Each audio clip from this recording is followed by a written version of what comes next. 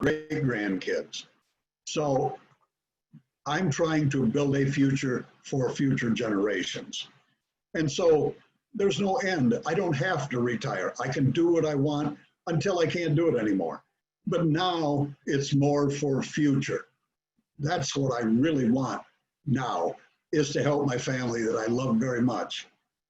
So what I'm going to talk about tonight and on Saturday, these are strategies used in biblical days. This is nothing new. People think it is, it's not.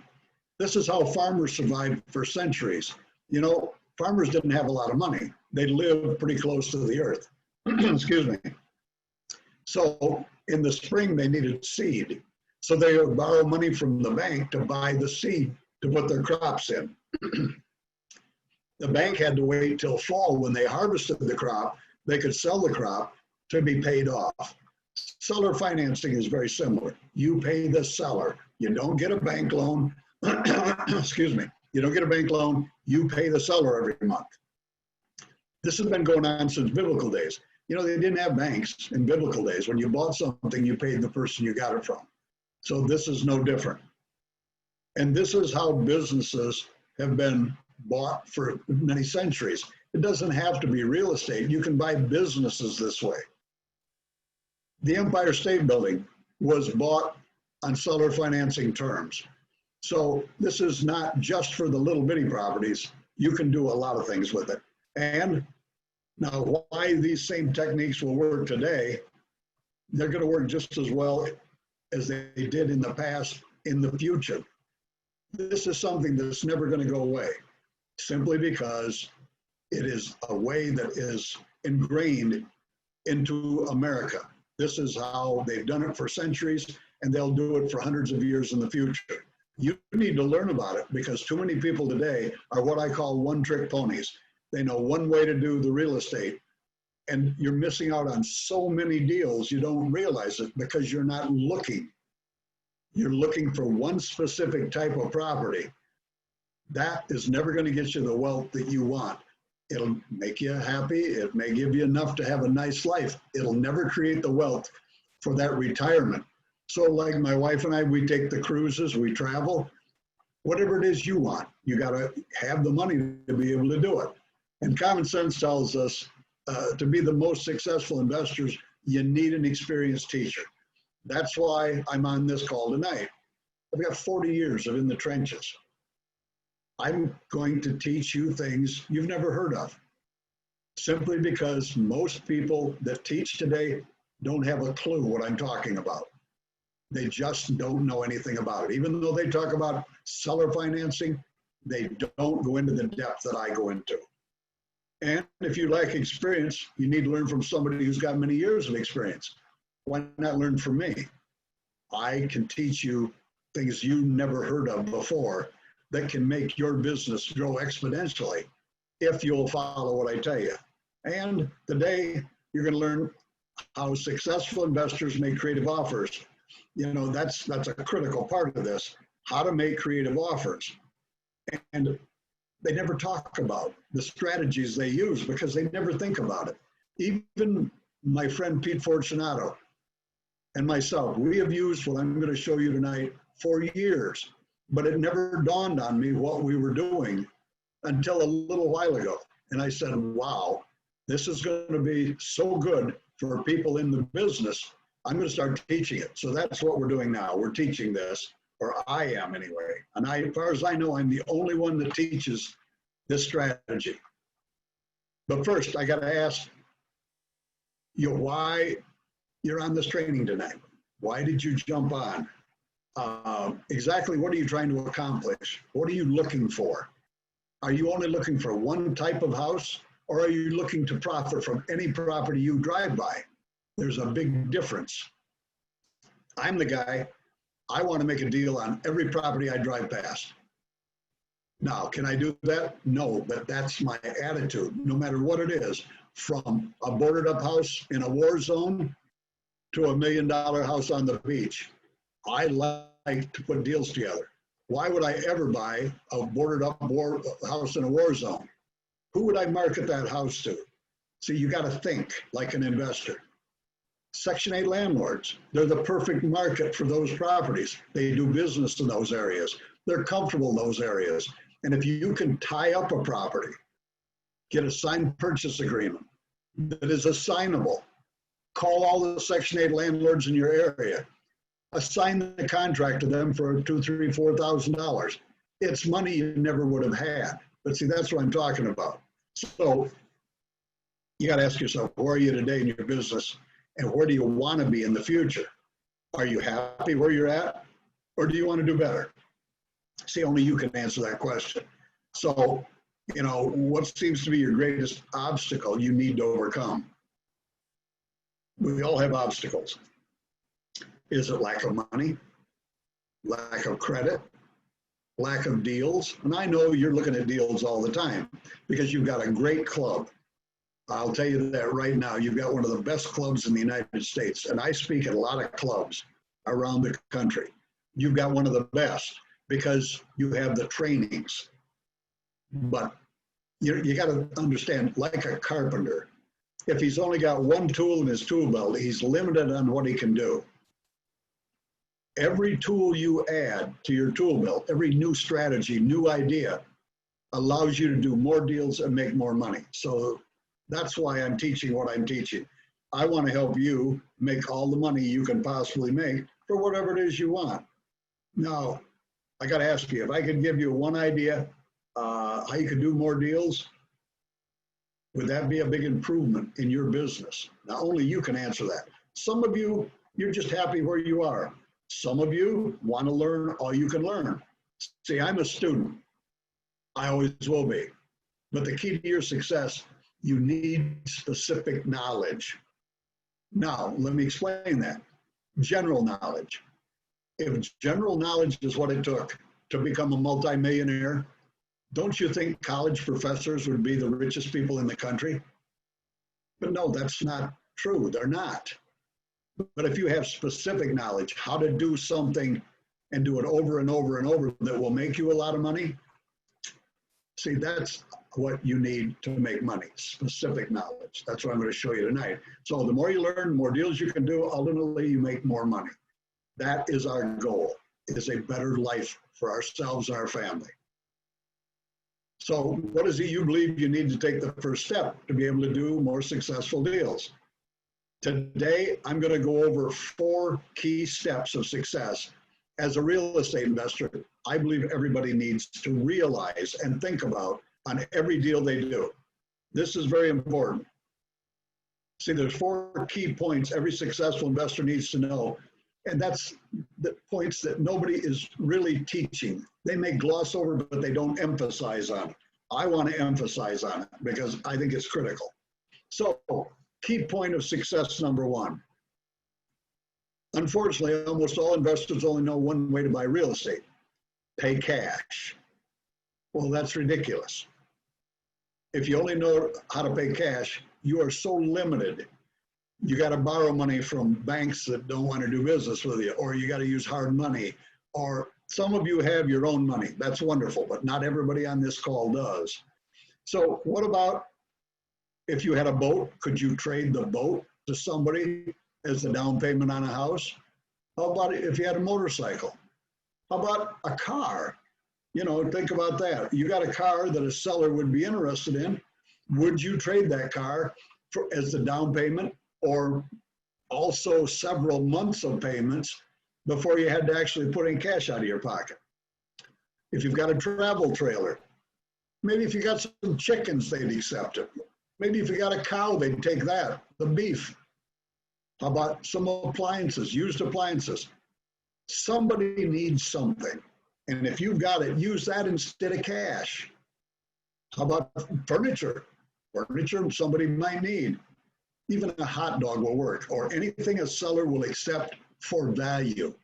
If you understand, cash is only one form of currency. Everything else that you can ever lay your eyes on or your hands is a currency if someone will accept it for value. That is a point everybody needs to learn.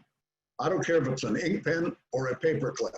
If someone will accept it for value, you can use that as a currency. Cash is only one. There are thousands of currencies. Just think about that. So if you understand that, about the currency, that's going to be really, really big. But there's three important questions you got to ask yourself every deal. When you look at a house, now, the gentleman that showed the house on the slide that he was presenting, he wanted $53,000 for it. When I looked at that house, because I've been doing this for 40 years, I think about what's the highest and best use for that property. Is it better off as a rental? Is it in a neighborhood that's a rental neighborhood? Or would it be better if it's in a mixed neighborhood to fix it up and try and sell it retail to get more money out of it? But you got to think about what's the highest and best use. I learned that in appraisal school. You always look at a property, what is the highest and best use? Always. That's the first thing I do. Always think about what you plan to do with the property if you're successful buying it. Are you going to keep it as a long-term rental? Are you going to flip the contract to someone because you don't want the property? Are you going to fix it and sell it retail? What do you plan to do with it? And the reason I say that, each of those different strategies you're going to use, the numbers are all calculated differently. I'll show you that on Saturday. The numbers are different because I'm a guy that is not going to pay cash. I'm not going to do it. I don't have to do it. You got to realize, I learned this years ago, when you're out talking to a seller and they're all going to tell you they want cash, but after you come and learn from me, you're going to be able to show them you've got so many different ways that could be better for them than if they got the cash. See, nobody wants cash. They want what the cash can do for them. Remember that. So if you think about what you're going to do with the property, the numbers will be calculated differently, as long as you realize that. And you always got to ask yourself before you ever make an offer on a property, does this property meet your goals and your needs, whatever that may be? And let me tell you what I'm talking about. Several years ago, here in my area, the price of the houses were going up exponentially. I mean, it was unreal. Only a fool would think it could go on forever. Well, then 2008 come along. Overnight, we lost 50% of the value of the properties, overnight. Well, before that happened, my property taxes on my rental properties were going up and up and up. Well, I set aside 1/12 of the annual property taxes on every property I have and put that money into an account. So when the taxes come due, I can write a check on all the properties. Well, at that one point, I was going to have a shortfall. I wasn't going to have enough because the taxes just kept moving up and up. So I bought a house, fixed it up, sold it retail to get the money to replace what I didn't have to pay those taxes. So I did what I had to do to meet my need. Or maybe for you, it's a goal you have, but you got to think about those things because those are important things when you're buying property. You're never going to acquire the exotic things you want in life until you learn the basics. I learned that from a guy by the name of Jim Rohn. Jim Rohn, R-O-H-N, beautiful speaker. If you go on YouTube, there's tons of stuff about Jim Rohn. And once you learn the basics, every new idea that you can learn, what you learn will take you one more step up the ladder of success, which gives you the ability to do more deals, which will make you more money. But first, you got to start thinking like an investor. That's the key. Think like an investor. So what do I mean by that? Well, to be a successful real estate investor, you need to stand on the shoulders of experts. Don't try to blaze the trail yourself. That's ridiculous. Learn from those that have done it before, but only the ones that really know what they're doing. Not the people that come through just schlepping a course that don't have any real life experience. You got to learn from somebody that's been through the war. You don't need a degree of any kind, a real estate license. You don't need years of previous experience. You don't need a large amount of money. You don't need good credit. I've been doing this for over 40 years. Once, and I've sat at hundreds of kitchen tables, was I asked for my credit report. You see, when you're talking with a seller, they don't belong to a credit bureau. They just got to know you're going to pay them if they agree to do the deal with you. And you don't need to know how to rehab a property. That's important. You know, that's what they hire contractors for. And you don't need anything but knowledge from somebody that's done it before you. You need a mentor. I thought I could do it by myself for 16 years. All I did was make mistakes, and I can't tell you how many thousands of dollars I threw away just because I didn't know what I was doing. When I moved to Florida 24 years ago and I met my mentors, that's when I started making money, simply because they taught me what to do. They also told me what not to do. That's critical. See, real estate doesn't require, you don't need to be able to borrow money from a bank. You can leave that aside. I do a 4-day training. I call it Never Step Into a Bank Again. You don't need a real estate agent. Now, I'm not trying to say anything bad about real estate agents.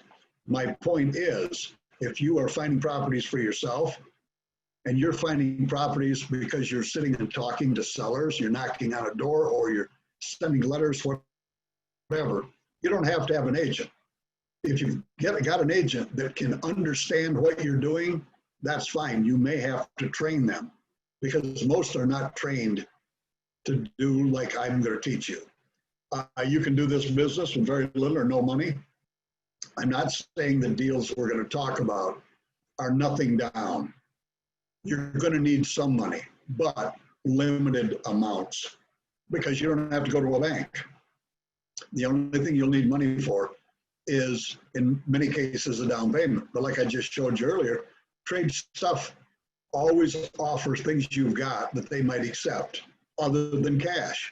Save your cash. You don't need to have good credit. You don't need to do any physical work, and that's very important. All you need is some basic knowledge about creative real estate investing. That's what I'm teaching tonight. So what's going on with my screen here? So, question. How many of you guys have been investing for some time? My question is, why aren't you buying more houses than you currently are? Did you ever think about that? Is there a shortage of houses? Absolutely not. There is if the only place you look is in the multiple listing service, yes. Sometimes there will be, but there's no shortage of property. So you got to have a reason. Is it because lack of money, lack of credit? You don't need any of that. That's the beautiful part about this. It's knowing what to do and how to do it. So let's start here with the main reasons why most investors just simply aren't doing more deals. It's because everybody's looking for property in the same place. You're all fishing in the same pond. You got to get out of that pond. You got to go somewhere else and find properties. You know, I drive through different neighborhoods all the time. When I find an unloved house, I write down the address. I go to the county property appraiser's website for the property taxes. I get the address and the name where the property taxes are sent. I send them a letter. So I'm not looking in the multiple listing because that's where everyone else looks.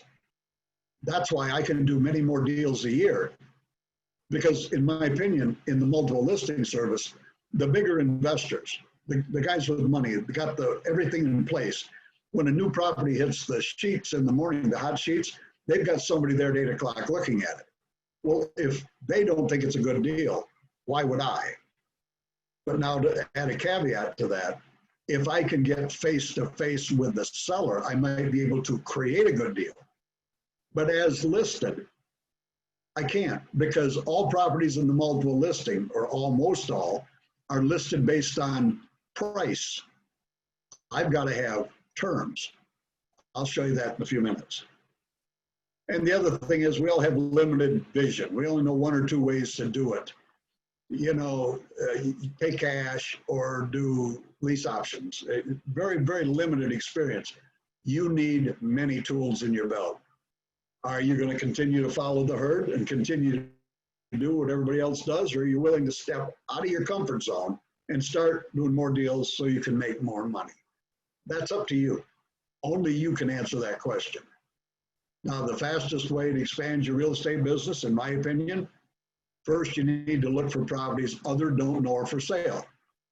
That's been my business. I teach over 20 different places to look for property where nobody else looks. Why? I don't want any competition. You don't need competition. You can continue to look in the multiple listing service.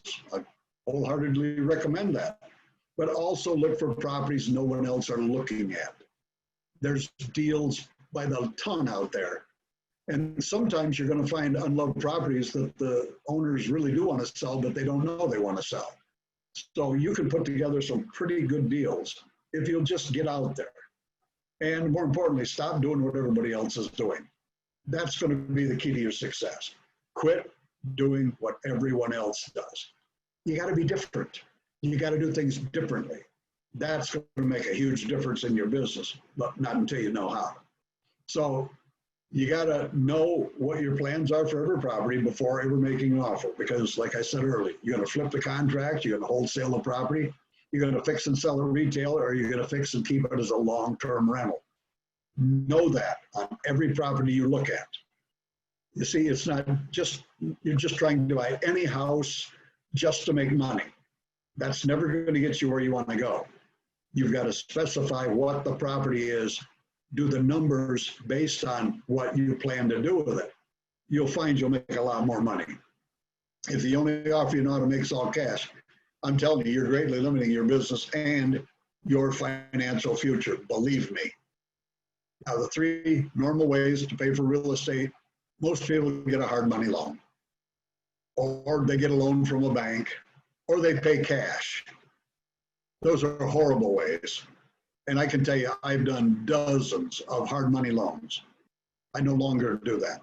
If I need money, just a little tip. I have friends that are in the business that have Roth IRAs. If I need money to rehab a property, instead of going to a hard money lender, I will borrow from one of my friends' Roth IRAs.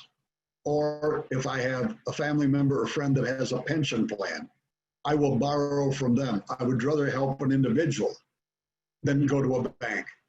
So if you need hard money and you don't have anybody lined up, of course, banks are not your friend, believe me. And you're not going to use any of these, only rarely, once you start learning for what I've got for you. You know, it's time to start thinking like an investor. You got to think outside the box. Please think outside the box. So what do I mean by that? Well, let's see. Let's say, let me start out. I had a guy come to one of my 4-day trainings, and he talked to me at break time one day, and he said, I've got $100,000 cash. I want to buy a house to live in. He said, will you help me? I said, absolutely not. I would never do that. That's a horrible thing. Stop thinking that way. That's crazy. He said, well, what do I do? So when we went back into the class, I did this for the class. I showed him how investors think. So what I said was, you buy a house to live in for $100,000, you put $10,000 of your $100,000 cash down, and let's say you get a monthly payment of $900 a month, okay? This leaves you $90,000 of the original money that you started with. So using your $90,000, let's say you buy 9 rental properties, and each one of them are valued at $100,000, and you only put $10,000 down on each one, and you get seller financing terms on all of them, the house you live in and the rentals. Well, let's say you put $10,000 down, and let's say you're not the best negotiator, I should say. You only get $100 a month cash flow. 9 properties at $100 a month is $900. How much is the monthly payment on the house you live in? See, each rental property's got to pay for itself. And then it's giving you off an extra $100 to put in your pocket. So using the same $900 cash flow, pay for the property you want to live in, using the same amount of money, the $100,000 you would have paid for one house, you're now controlling $1 million worth of real estate and someone else is paying for all of it. You see, if you can understand how leverage works, you'd be creating wealth while living in a nice home for free. It's really nice to know that someone else gets up every day, goes to work to earn money to give you in the form of rent, to pay for your assets and build your lifestyle. It's a wonderful thing. Hey, And Larry, I'm sorry to interrupt you, but I'm getting a few comments that the slides aren't changing. Are they supposed to be? Yeah, they are. We're on Common Sense Tells Us. Let me go back.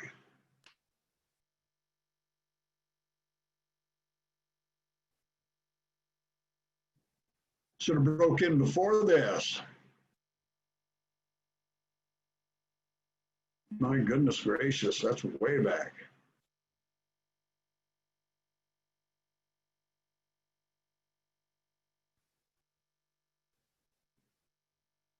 Did we go over the different types of currency?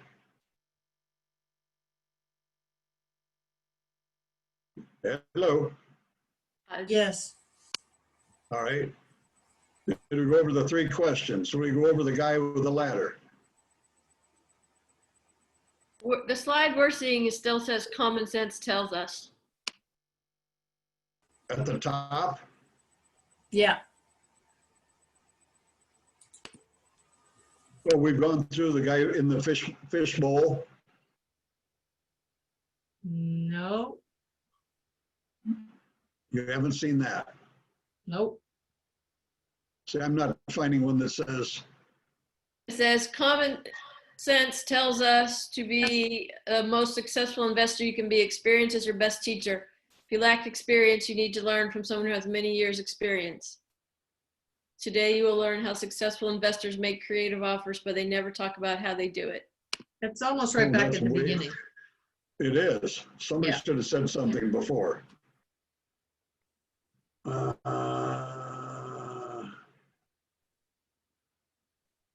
Can you see that now? Same Nope, slide. still the same. Not changing. Right. I would just try and change to whatever slide you're up to. Is that, and just is go that, from- Now it says, first I need to ask Yeah. you why you're on this Yeah. training today. Keep do I going. need to go over each one of these again? No, No. just go through them. This is being videoed, so anyone can go back and watch it and see these slides anytime by Okay. going to the I apologize for calendar. that. If that happens again, let me know immediately. Okie doke.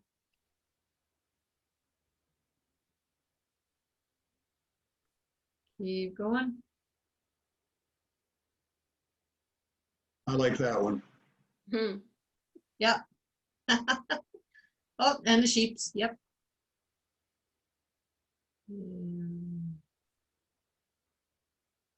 Yeah. Think outside the box. Now, I Yep. went through this example. Right. So you got 100,000, you can control $1 million with it if you do it the intelligent way instead of buying one house. Right. Okay. There you go. Now Now- you're caught up. All right. Key point of success number 2, the secret of success of successful real estate investors. Design deals to meet the seller's needs, not just your needs. It's got to be a win-win situation. You don't need banks anymore. When you can structure deals with the seller, that's what I teach. Exponentially expand your real estate business, because once you can do that, you're going to make a lot more money simply because it's between you and the seller. It has nothing to do with the bank. You don't have to beg a bank for anything. I'll show you in a minute. So this is the secret successful investors use every day and don't want you to know when they buy long-term income properties. This is not for the quick flip properties. This is if you're going to keep them long-term. It's where this is going to work best.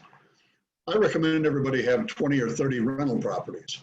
And if you don't want to be a landlord, hire management, but put those seeds in the ground and let them grow. Because someday those tenants are going to pay for them. And you're going to look like a genius. So plant seeds today for a crop tomorrow, very important. Each of the parts of every offer are adjustable. This is what nobody talks about. took me almost 40 years to figure this out, and I use it every day.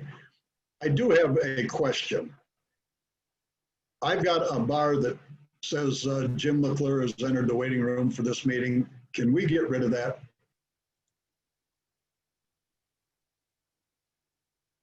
Thank you. So, when you understand that every offer you make has 4 parts, the price, your price is adjustable. We know that, but it's adjustable. You see, when you deal with a bank, the bank tells you how much you can pay for the property based on a conservative appraisal. They tell you what the payment's going to be. They tell you what the interest rate's going to be. And they tell you how long they're going to give you to pay off the loan. When you're dealing with the seller, none of that matters because it's all adjustable. The interest rate is adjustable. The length of the payback period is adjustable. The payment amount is adjustable. Now, this may seem kind of silly, but let me show you what I'm talking about.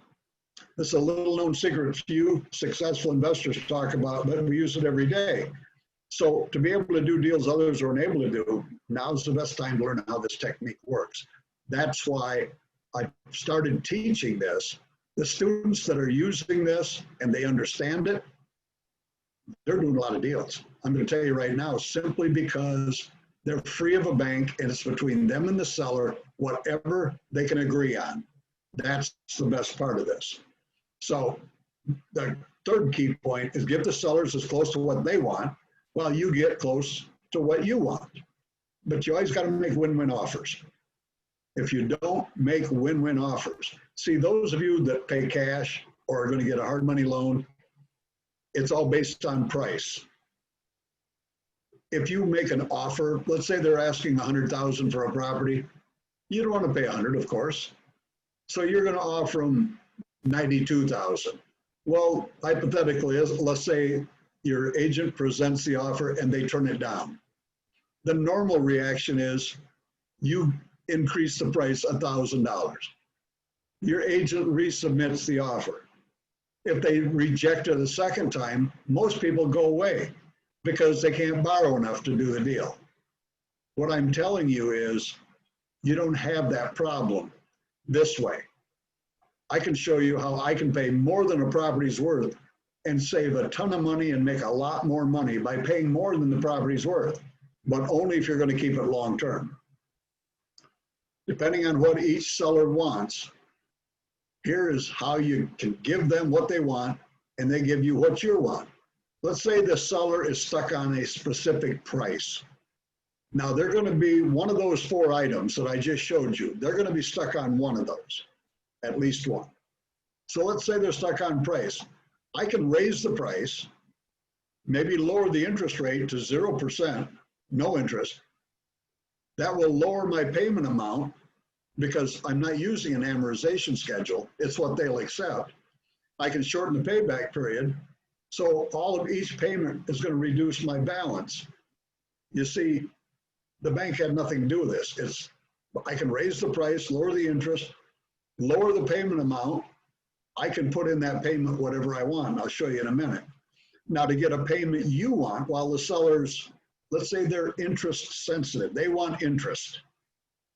Raise the price, lower the interest rate, lengthen the payback period to get the payment you want. Now, why would you lower the interest rate when they're interest sensitive? Because you might have added $20,000 to the price of the property. Say, so it's a trade-off. I'm just trying to get you to think outside the box. Wrap your mind around this. Now, if all you've ever done is pay cash for everything, this is going to be a real challenge for some of you. But I'm telling you, especially the millennials, if you're on this call, if you can get your mind around this, you've got a future that is untouchable. Nobody can compete with you. And to get a price that you want, see, sometimes there's a price you want. Lower the price, lower the interest rate, lengthen the payback period.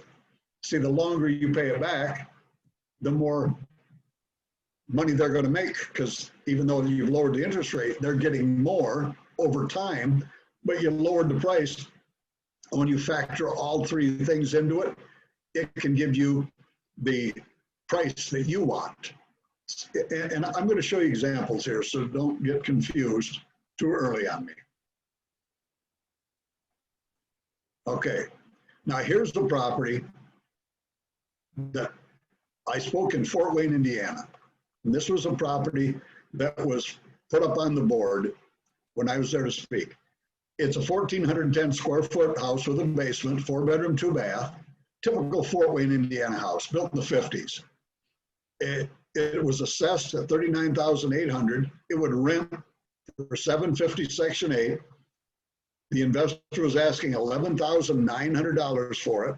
Now, if you look at the bottom at the comps, less than a mile away, $48,000 for a 3-1, 1,200 square feet.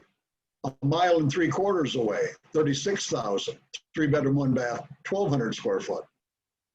Half a mile away, $42,000, a 3-1, 1,100 square foot. This was 1,410. Well, nobody raised their hand. And this is driving me nuts because there's a deal there. It needed about $5,000 to fluff it out so it would be ready to rent. So the guy that presented the property said, I'll take $7,000 cash for it right now. Nobody raised their hand. And I said, the guy's name was Scott. I said, Scott, I'll give you $42,000 for the house right now. Now, I did not buy it. I was making an example. And they just thought I'd lost my mind. And one guy said, well, if I wouldn't pay $7,000, why would you pay $42,000? I said, because I'm an investor. I've got more things to think about than just paying cash. Now, would I have bought that house? No. I mean, it's 1,400 miles from where I live. But the point is, I wanted to make an example. And this is what I'm going to show you. That property rents for $750. I took 1/12 of the annual property tax cost of $86, deducted it. 1/12 of the annual property insurance cost was $43, deducted that. I want to set aside 10% of the monthly rent for a maintenance factor, because when a tenant moves out, I got to fix it. I've got to put in new carpet. I've got to paint. Someday the roof's going to go bad if it's a long-term tenant. I also set aside 5% of each month's rent for a vacancy factor. So after 1 year, I've got enough money accumulated. So in between tenants, if one moves out, I've got money to make the mortgage payment. So I never have to come out of pocket, because every rental property is a business unto itself. You can't rob Peter to pay Paul. Every one of them has to pay for themselves. And I want to put $150 a month in my pocket. So I deduct all of those. I've only got $358 to make a payment with, right?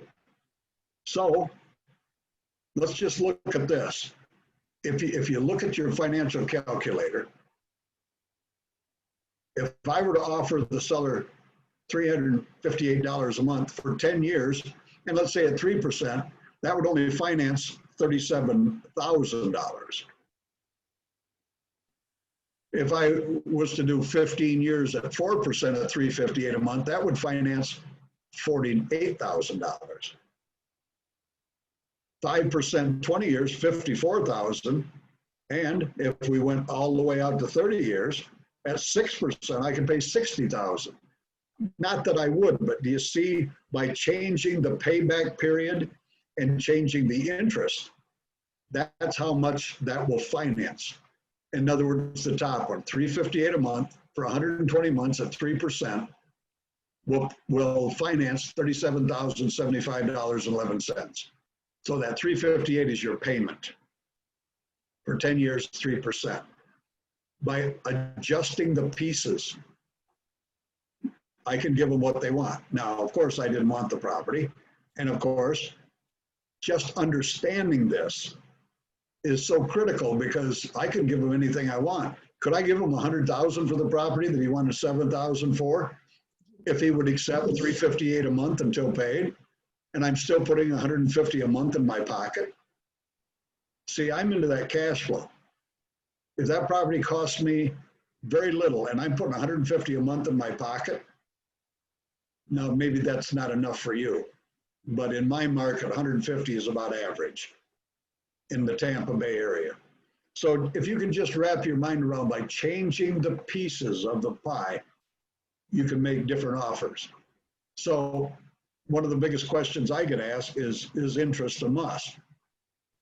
Here's a not so creatively structured offer. Let's say they want $100,000. If I got an institution loan at 5% for 30 years, what would I end up paying for that loan? I'd get a payment of $536.82. After 360 months, I would have paid back $193,255, or $93,255 in interest alone. That's another house that I could have bought with that money and paid for over time. So what if I agreed to pay the seller $130,000 for their $100,000 house, no interest, and paid them $500 a month, pretty close to the same payment I'd be making to the bank, maybe a little bit less. But I offered $30,000 more than it's worth. Now I'm going to keep this long term. The seller is going to get an extra $30,000, and I'm going to pay back just a total of $130,000. But I'm paying for it over 260 months. As you can see, if you take $130,000 divided by 500 a month, that's 100 months less than if I got an institutional loan. So that would be a savings of $113,000. 93,000 in interest minus the 30,000 extra price is 63,000. And then I got 500 more that I didn't have to make a payment in cash flow for that extra 100 months. That's $113,000 by paying 30,000 more. I paid the property off 100 months early. So see, if you buy more houses, because you could invest that $435 a month on average savings and buy more properties. So you got to ask yourself, and this is an important question. This is how you make money buying real estate, by not borrowing institutional money. Now, I'm sure you got some institutional lenders, but just understand, I just paid, hypothetically, $30,000 more than property's worth, but I'm going to keep it for 40 years. My tenants are paying for it. I'm not. I'm putting every month $150 in my pocket and covered my expenses. It's paid off 100 months early. So I not only get the 150, I also get an extra 500 because I don't have a payment to make. So I'm making $650 a month on that. Now taxes will go up, insurance will go up, and hopefully rents can go up to compensate for that. But can you see how by paying more than it's worth over a long term with no interest,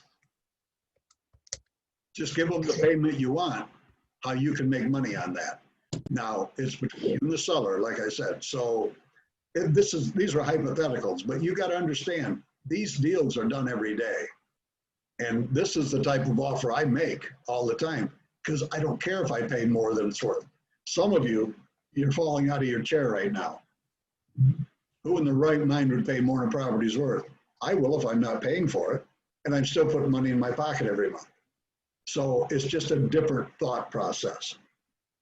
Long-term property. This is probably one of my favorite rental properties.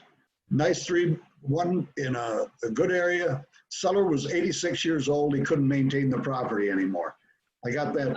You're Need to change the slide. Larry. again. Oh, I can keep getting that black thing on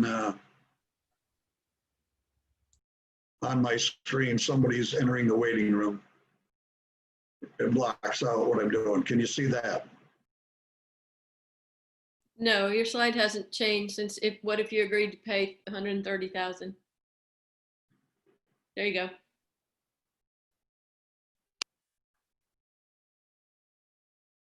Okay, did we see this one? Yeah, that's the one we were stuck on. All right. This is a rental property that we bought. 86-year-old guy. It's a 3-1, good area. Bought the property for thousands below market value. The story on this, I talked to him and I said, why are you selling? And he said, well, I can't take care of the property anymore. I'm old. I almost fell off a ladder. And I said, well, what do you need the money for? He said, well, I don't need a lot of money. He said, what I need is I need an extra $400 a month because I want to move down to downtown St. Petersburg, Florida, and move into this hotel with 3 of my other buddies. And we're going to play euchre, cribbage, and shuffleboard every day the rest of our lives. See, that's what he wanted. He didn't want the cash. He wanted to live with his buddies. He had 2 other little pensions. So the property was worth $125,000 when we bought it. I paid him $95,000. I paid him $450 a month for 219 months. So was that a good deal? It gave him what he wanted. I got a great property. It cash flows almost $300 a month now. So just by knowing what the seller wanted, and see, I lowered the price because it needed $16,000 in work, but I gave him the payment he wanted, which is a lot less than if I would have got an amortized loan. He's happy. I'm happy. I'm making $300 a month. These are the type of deals I'm talking about. So here's an example of how I adjusted the parts of that offer. It was worth $125,000. The seller needed $400 a month to live his perfect life. I bought it for $95,000, payable $400 a month with no interest. If I'd have got a 5% 30-year loan at $95,000, I'd have paid $672 a month. See, and that's, I just can't do that. That would be a horrible thing to do. So if you take the $95,000 divided 400 a month, 238 months, 19 years and 10 months, I'll have that property paid for. Well, he's 86 years old. Do you think that's a little optimistic on his part? He don't care. He's got the money he wants to do what he wanted the rest of his life. So that was an excellent deal we did. He's happy, I'm happy, but I lowered the price. I set the payment I wanted to give him what he wanted, and I got it with no interest because he's getting what he wants, I'm getting what I want. See, these are the critical parts of doing creative deals. It's all about what everybody wants. Key point number 4, being able to make more offers, many offers every week. Why aren't you making more offers? You're not going to make any money unless you make offers. I've never bought a property in 40 plus years that I didn't first make an offer to buy it. I doubt you will either. Here's the thing, make offers. Make ridiculous offers if you have to. Even if you don't want a property, if you took the time to go look at it and talk to the seller, make them an offer. You don't know, they might accept it. But here's the point. You got to remember this. Some will, some won't. So what? You move on. It's a learning curve. I probably sat at 150 to 200 tables, kitchen tables, before I got good at negotiating. Now, my students, from what I learned through the years, when they come to my 4-day training, they get scripts that we role play and people practice. I send them home with the scripts so they can practice. They know how to overcome their objections because these are the things most people are afraid of. But if you've got that stuff and you can study it, you can learn it, look how well you can be armed in just a matter of a few days. So that's very important. Now, because of the current crisis, this is a perfect time for you to learn what I've done for years, and today's the perfect time to start knocking on doors, sending letters, driving neighborhoods that you like, and start talking to sellers. Now, ladies, I don't suggest you knock on doors unless you're with a group of people. But the point is, I knock on doors personally, but I don't recommend it. For the simple reason, I need to talk to that seller. And the real estate agents, I've got many friends that are agents, but they try to keep you away from the seller because they think you're going to try and go around them and steal their commission, because that's all they make in life is that commission. Well, we're not trying to rip them off of their commission, but I need to talk to the seller because there are 6 critical questions I have to ask every seller. Without the answers to those 6 questions, I can't make an offer that's intelligent. Oh yeah, I can be an idiot and throw a dollar amount at it, but that don't mean I'm going to be making money. I have to do my numbers. I'm a numbers guy. I learned that because I made some bad deals because I didn't do my numbers. So that's why the numbers, I think, are critical. So I believe now is a perfect time to learn the basics of how to do creative deals before the financial crisis exposes opportunities you can find before other investors know about these same opportunities. And here's what I mean. Right now, I got a list of people by zip code, specific zip codes in the area where I live that I like the properties. And I'm doing a blanket mailing. Many of these people haven't been working. And we all know that most people are 1 to 2 paychecks away from bankruptcy. Many of these people are going to be losing their properties. I'm just putting out a generic letter saying, I love the area your house is located in. Would you be interested in selling? My wife and I love the area where you live. We would like to buy a property for our family. Is that true?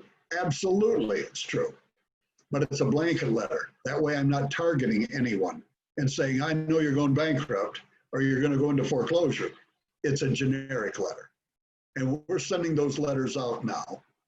Somebody, I've had calls now. I had a guy call me that had 5 houses he needs to get rid of. There's perfect opportunity there, not to rip him off, to make a good deal for me and also a good deal for him. So we're in the negotiation on that. They're out there, folks. You just need to think outside the box. Number one, I make it simple and easy for you to learn this business.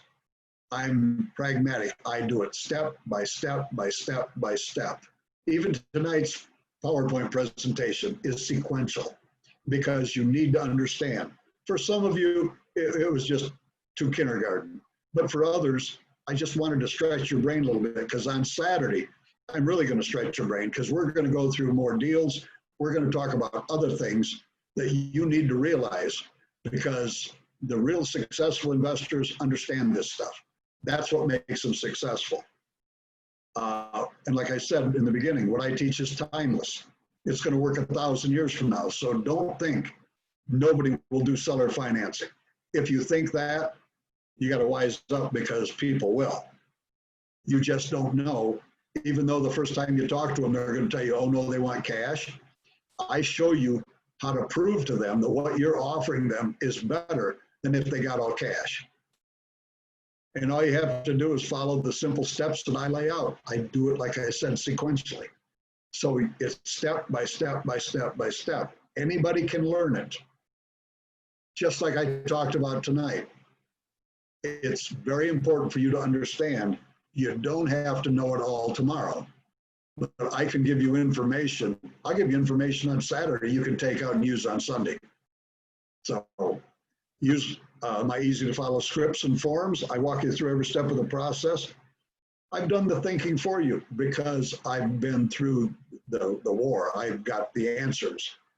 So one of the things I want to tell you, at my 4-day training, I now teach over 20 different ways to make offers on property. Why is that important? They're creative offers.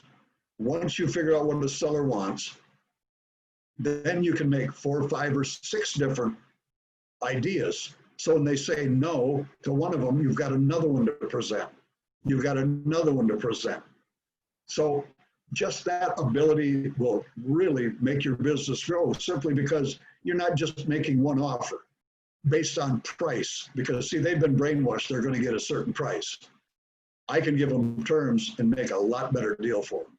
So I hope you'll join me on Saturday the 19th. It's going to be from 9 to around 3 to 4 in the afternoon. I'm going to take a lot of questions, but I want you to know this is stuff that you really need to learn because most people don't explain it. What I showed you tonight, no one else teaches. That I'll guarantee, because nobody stops to think about it.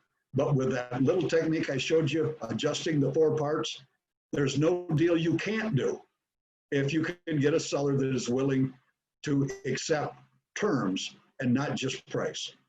So with that, that's about all I've got. Have we got any questions?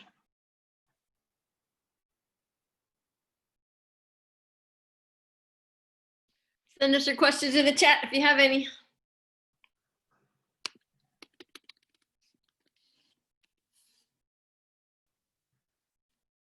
I usually get quite a few questions.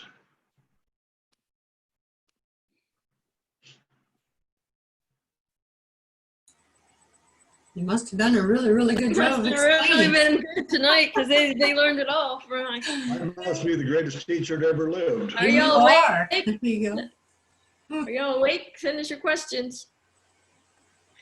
Yeah, if you got Okay, any what is questions, the biggest objection you get from sellers? That's from Rich Schachter. Rich, most of the people that I target, I only target and I send letters to non-owner occupied, free and clear properties. You do realize 40% of all the houses in this country are free and clear, no debt. And I want houses they don't live in that are free and clear, which usually tells me they're rental properties, but that's what I'm looking for. But if you think about it, if you bought a house when you were 30, you paid for it for 30 years, you're 60 years old. So at 60 years old, you're starting to think about retirement, a pension plan, Social Security, travel. Well, I can give them another, if you will, pension plan that will give them some of the things they want. But the biggest objection, I get a lot of people that are in their 70s, they'll say to me, hey, I can't do seller financing because I'm so old I don't even buy green bananas anymore. And the objection is well taken, but the point is, the comeback on that is, I say, yeah, I understand that, but you look very healthy. You may live many, many more years. Is there any reason you wouldn't like the income coming in every month from this until God calls you home and you no longer need the money? At that point, isn't there someone in your family you love very much that you could help by giving them this income when you no longer need it to enhance their life, give them a better life because you do love them? So it would become part of their estate? Well, yeah, when somebody passes, they tell you who they want the money to go to. Yeah, Of course. a couple of people asked that question. Someone's asking on Saturday, will you teach how to find those properties that you just talked about that are non-owner occupied and mortgage free? Well, I buy lists. I buy a list of those properties. I buy 3,000 names at a time, and I do it by county here in Florida. But I have a person that I get my list from. I can share that. Tim Johnson's asking, how do you deal with buying a property that needs repairs? How do I find it? How do you deal with buying a property that needs repairs? Well, I just go and talk to the seller. They understand that it needs work. They're not dumb. And so I have to lower my price to compensate for the repairs I got to put in. See, I'm not a homeowner where I'll pay top dollars for a house and then put more money into it to fix it up. I've got to buy it below and build in a profit. They understand that. Now, if that's Roberto Mason is asking, do you submit more than one offer to potential sellers? For example, one cash offer and one terms offer? never cash. I would never lower myself to make a cash offer. Tabadia Hawkins asks, do you typically use Can I drip answer these campaigns? questions? Let me answer the questions. Okay. Hello. Yeah, yes, do you? What was the one prior to the last one? The one that you just answered? No, the one before that. No, the one about the cash and the terms. Well, yeah, number one, I don't offer cash. And if I That's what he do, just answered. Do you want the one before that? yeah, if I do make a cash offer, it is so low, it would insult them. So but the other one before that was about, do I make multiple offers? That was the same question. It was one question from the same person. It was, do you submit more than one offer to potential sellers? For example, one cash offer and one terms offer. That was all one question. Okay, well, let me answer that. What I do is when I analyze a property, I don't try to buy it on the spot. I may have to go back 2 or 3 times to negotiate the deal I want. But what I do is I go over the numbers and I sit down and I'll come up with 3, 4, 5, or 6 different strategies I can use to buy that, different techniques.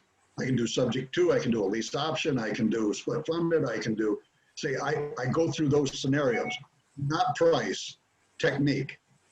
So I go with those in mind. When I'm talking to a seller, I'll present, well, I could do it subject to if you deed me the property. If they say no, I can say, well, I could give you a little bit of cash now, the rest later. Would you do no? Okay, well, how about I'll give you more than what you want at 0% interest? Yeah, will you do that? No, but see, I've got several different strategies. I don't put it down. I use a yellow pad and I write stuff out, but I come mentally prepared with several different ways I can buy that property. It really enhances your chances tremendously putting a deal together. They may not accept any of them, but you may crisscross them and put together a good deal. Okay, any more? Do you typically use drip campaigns? Say that again. Tabadia Hawkins asked, do you typically use drip campaigns? No, I send a letter once. I bought properties, several properties, 4 years after I sent my letters because of what I do on my letters. So people keep my letters because I'm dealing with older people. And they keep the letter because they know they're old. And then their family, after they pass, have called me and want to know if I want to buy their house. So yeah, it's how you do it. But I do not send them several letters. I don't do that. If they want to sell, I had one guy call me, no, this probably 3 years ago. And he said, I'm ready to sell my house. And I said, well, good. You want to tell me about it? And he said, well, you sent me the letter. And I said, I send out hundreds of letters. And he told me about it. And I said, well, if you don't mind me asking, why did you wait till now? He said, well, I wasn't ready to sell. And I said, you're ready now? And he said, yeah. He said, when I got the letter, I wasn't ready to retire. He said, I'm going to retire next month. Now I want to sell the property. See, so having that ability to keep that letter, have people keep it, some are gonna.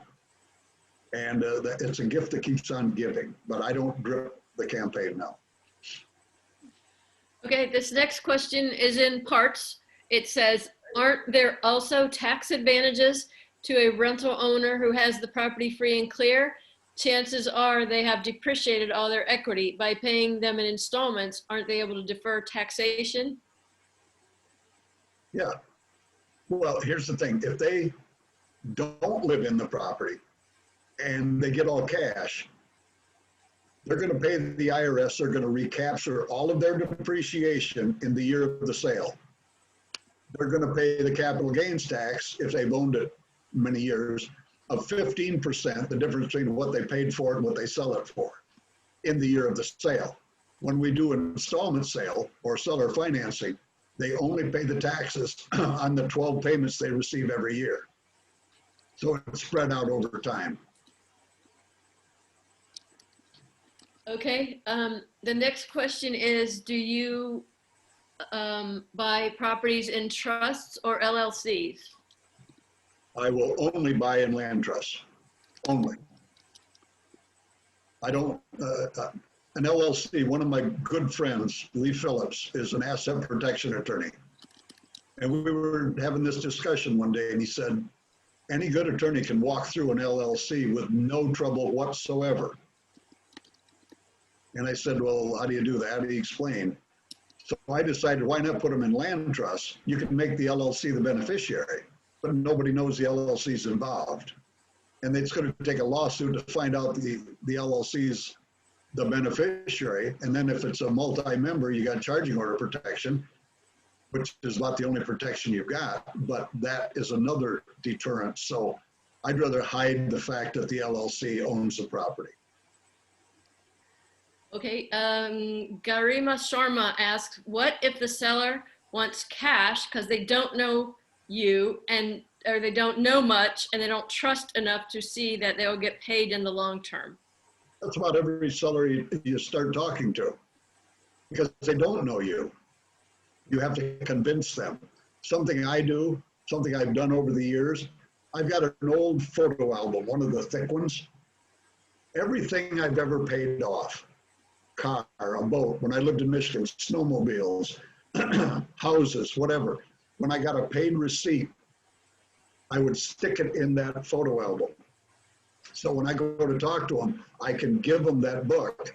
They can go through the book and say, I can say, oh, this is the house I paid off. Here's the car I paid off. It shows stability, shows you pay your bills. So it's not going to necessarily win them over. You got to prove to them that you're a person of your word and you'll do what you say, but they can see. You just don't want to be slick. You don't want to, you don't want to run off at the mouth. You just want to go in there, be yourself, talk to the seller, and try and put a deal together. Some will, some won't. You know, you're not going to bat 1,000. People are asking about the link. There's 2 ways to register for Saturday. Number 1, the link is in the chat. You can click on it, or you can go to TREIA.com, click on the calendar, go to Saturday, and the link is up there. India Martin's asking, can you have lease buyers purchase the property from you at a different price and get your own payment from them? In other words, after you buy it, can you lease it out and do a lease option type thing? When I buy it on terms, can I turn around and sell it on a lease option? Yes. Absolutely. They pay me, I pay the person I bought it from. Because when you're doing a lease option, you're not delivering a deed. You're giving them the right to get a deed, but you're not delivering it until their option period runs out and they have to exercise their option. Felicia Cox asks, how do you determine if the seller is open to your multiple offers instead of cash before wasting your time going to the property? I don't. I just go in and start talking to them. And then I can explain to them. And they're all I'm gonna tell you right now, every seller you're gonna go talk to, they're gonna tell you, oh no, I won't do seller financing. I want all my money. But I teach different things to show them that what I'm offering is better for them than if they get all cash, because you got to remember, they don't live in these properties. So they've got a tax consequence, and some don't care. That's okay. I don't need to buy their house.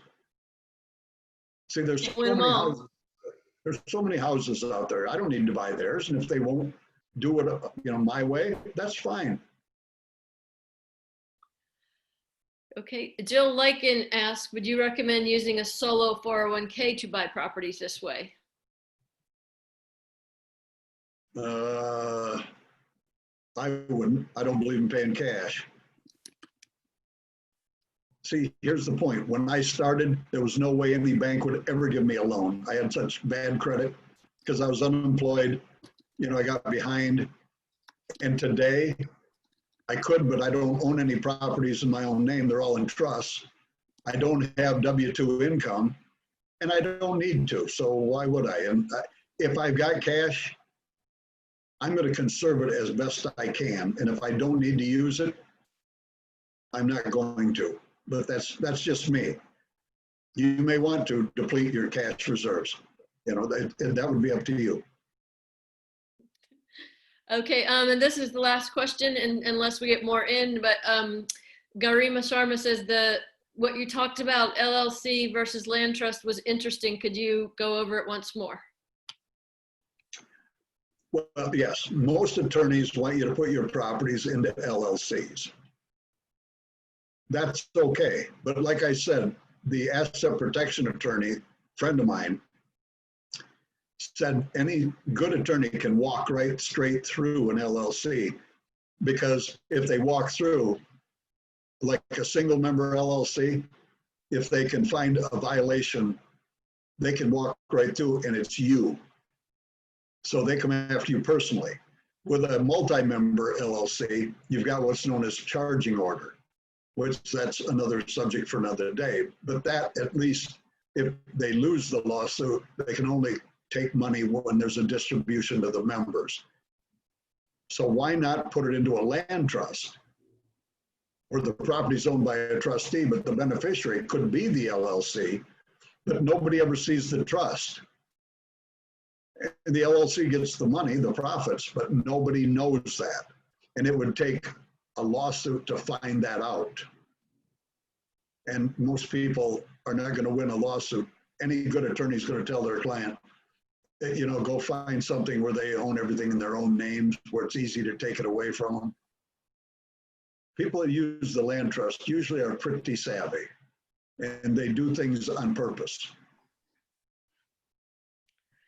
We actually don't have a statutory land trust in North Carolina, but there's a way around that.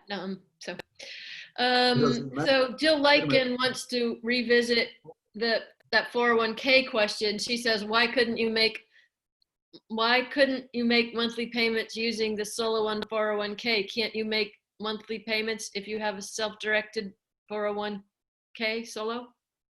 I could, but I'm going to be I only buy income properties, and the tenant has to pay for it. I'm not going to use my money to pay for it. If I got to use my money, why am I buying it, is my thought. I'm going to buy a property, I'm going to put a tenant in it, and they're going to pay me enough to cover from the rent all of my expenses, and hopefully some money to put in my pocket. So like I said, every rental property is a business unto itself. It has to pay for itself. Okay, is Brad Reinhold asks, is the house used collateral by the seller, and if you do not pay, they take the house back? In other words, do you give security like a mortgage, I guess is what that question means. Yes, 99.9% of the time, you'll use the house you're buying as the collateral for the note. So if you don't pay, then they foreclose and take the property back. But I do some of my deals where if I don't pay, they don't have to put me through foreclosure. So, you know, it's just convincing them, you know, that, you know, you're an honorable person. And if you don't pay, you get in an accident, you get hurt, you can't make the payments because you can't take care of it. The tenants that aren't there, they don't have to foreclose. So I'm not saying they're going to get their property back, but they don't have to go through the legal process to do it. Daryl Shepard says he's in with you. What are the rules for guests? And he also says, I just seller financed 12 units and thank you for the great Zoom. Well, congratulations. We got somebody that understands. That's great. You know, some of my students, actually one of my students is a retired NBA basketball player. And he came to my 4-day training twice. And he was using the NBA pension plan to borrow money to buy apartment buildings. After he came the second time, he's no longer using the NBA's pension plan. He's doing it all with seller financing. And he's out there swinging, making a lot of good hits. So yeah, it's possible. Very, very possible.